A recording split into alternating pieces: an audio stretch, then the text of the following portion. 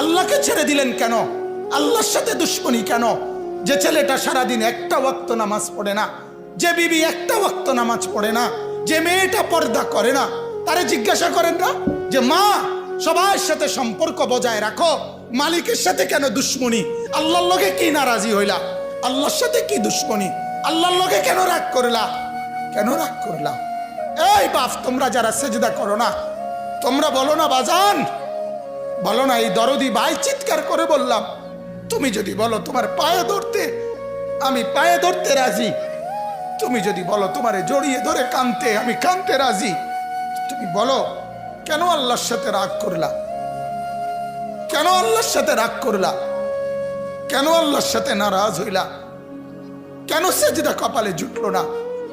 কেন মালিকের সাথে সারাদিনের এত কিছুর বিনিময়ে আল্লাহ তাআলা একটা মিস কল দিলে, 2 সেকেন্ডের একটা মিস কল দিলে বন্ধু তুমি টের পাও তোমার মোবাইলে মিস কল আসছে। এত বড় মসজিদে 6টা মাইকের হরন দিয়া আল্লাহু আকবার বলে তোমারে ডাক দেয়, তোমার একটা বারও কানে লাগে না, বিবেকে লাগে না।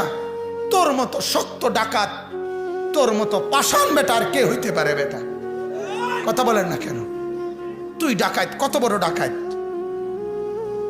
হ্যাঁ, এজন্য ইনশাআল্লাহ আল্লাহকে রাজি করব। বলেন ইনশাআল্লাহ।